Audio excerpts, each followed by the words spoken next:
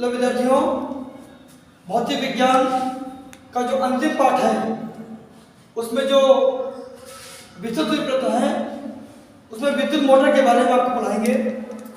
विद्युत मोटर क्या है? एक नंबर का प्रश्न आता है बहुविकल्पी में कि विद्युत मोटर एक ऐसी युक्ति है जो विद्युत ऊर्जा को यांत्रिक ऊर्जा में बदलने का काम करता है। जो विद्युत मोटर है वह विद्युत ऊर्जा को यांत्रिक ऊर्जा में बदलने का काम करता है। ये ऐसा एक बहुविकल्पी प्रश्न आएगा एक नंबर में कि विद्युत ऊर्जा को यांत्रिक ऊर्जा में बदलता है कौन? उत्तर होगा मोटर या विद्युत मोटर। इसके अलावा इसका उल्टा भी पूछा जाता है कि यांत्रिक ऊर्जा को विद्युत ऊर्जा में बदलने का काम कौन करता है? तो उत्तर होगा हमारा डायनेमो। क्या होगा? डायनेमो।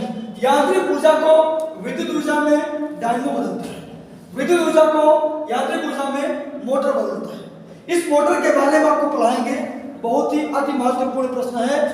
अक्सर बोर्ड परीक्षा के भौतिक विज्ञान के प्रश्न का अंतिम प्रश्न जो होता है 7 नंबर में, उसमें यह प्रश्न पूछा जाता है। सबसे पहले इसकी हेडिंग होगी सिद्धांत। हम जानेंगे इसका सिद्धांत क्या है। तो सिद्धांत में लिखेंगे कि विद्युत मोटर एक ऐसी युक्ति है, विद्युत मोटर एक ऐसी युक्ति है जो यांत्रिक ऊर्जा को विद्युत ऊर्जा को यांत्रिक ऊर्जा में बदलने का काम करती है। इसमें जब किसी कुंडली को, ये हमारी एक कुंडली है A, B, C और D। सिद्धांत में लिखेंगे कि जब किसी कुंडली को दो शक्तिशाली चुंबकों के बीच में, एक चुंबक N है और एक चुंबक S है, जब किसी कुंडली को दो शक्तिशाली चुंबकों के बीच में, ये चुंबक N है और S है, रख करके घुमाया जाता है, रख करके विद्युत धारा प्रवाहित की जाती है। सिद्धांत फिर से देख लें कि जब किसी कुंडली को दो शक्तिशाली चुंबकों के बीच में रख करके विद्युत धारा प्रवाहित की जाती है। ये विभक्त वाले इसके हैं, ये ब्रश है और इसको बैटरी से जोड़ते हैं प्लस माइनस।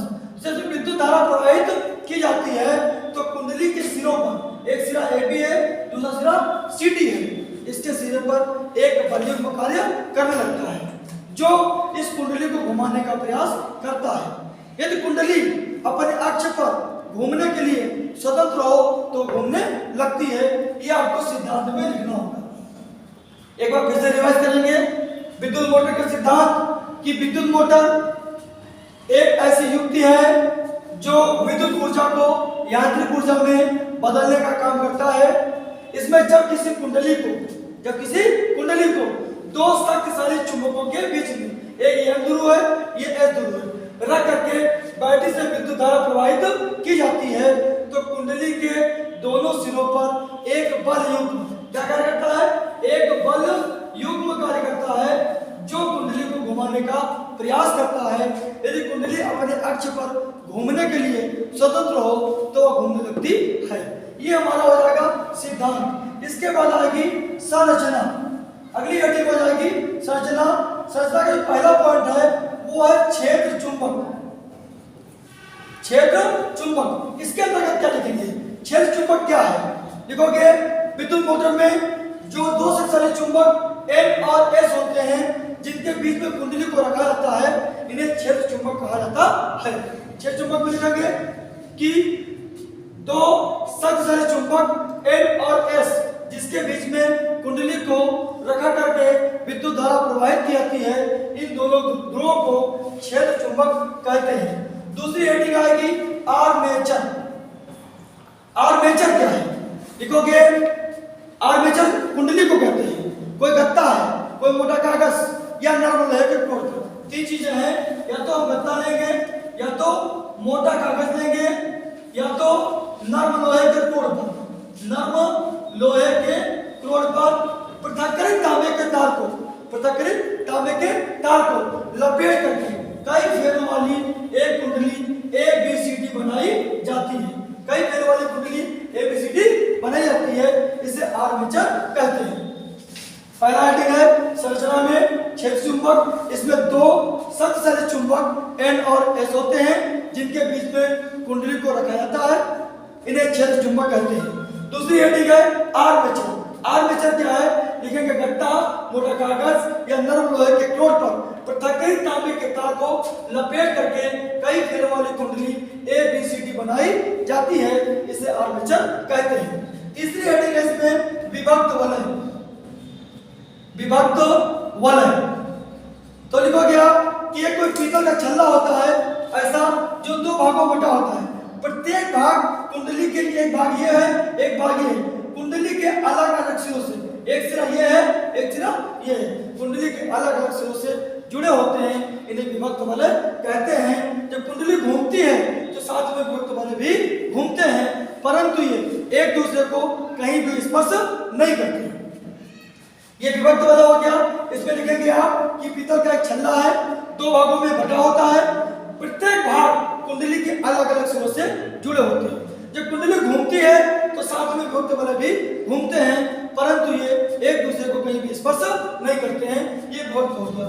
चौथा आएगा ब्रुश। ब्रुश में लिखोगे कि इसमें कार्बन या ग्रेफाइट की दो पत्तियां C1 और C2 होती हैं। इसमें कार्बन या ग्रेफाइट की दो पत्तियां C1 व C2 होती हैं, ठीक है, जो संयोजक पेचों के द्वारा वाय प्रपात यानी बैटरी से जुड़ी होती है और दोनों विभक्त वलय इन्हीं पर फिसलते रहते हैं, इन्हें ब्रुश कहते हैं। ये हमारी हो गई संरचना। इसके बाद अगली हेडिंग आएगी क्रियाविधि। क्रियाविधि, क्रियाविधि क्या लिखेंगे?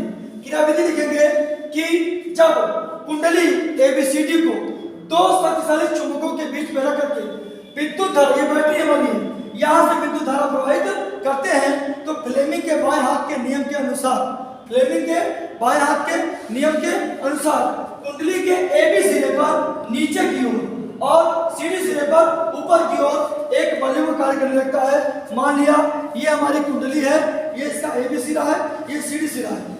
एबी पर नीचे की ओर, सीडी पर ऊपर की ओर, ऐसे कुंडली पर जो है वो बल्ले कार्य करता है और कुंडली जो है वामावर्त दिशा में, किस दिशा में?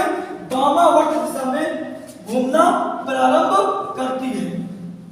ये फ्लेमिंग के बाएं हाथ के नियम के अनुसार कुंडली जो है बाएं दिशा में घुमाने का प्रयास कौन करता है? बल्ले को करता है। इन कुंडली को घुमाया प्रारंभ करता है। कुंडली अपने अक्ष पर घूमने के लिए स्वतंत्र होती है तो बाएं दिशा में घूमने लगती है। जब कुंडली आगे तक घूमती है तो जो C2 ब्रुश है ये C1 पे आता है और C1 C2 पे आता है। इस प्रकार जो ये विभक्त वलय है ये आधे चक्कर के बाद में क्या होता है? चेंज होता है, इससे धारा उत्क्रमित होती है। इस प्रकार की व्यवस्था की जाती है कि लगातार एक ही समय धारा प्राप्त होती रहे और कुंडली एक ही समय घूमती रहे। ये हमारा हो जाएगा विद्युत मोटर। इसका उपयोग विद्युत घंटी में, पंखों में आदि में किया जाता है। ये हमारा विद्युत मोटर क्वेश्चन है।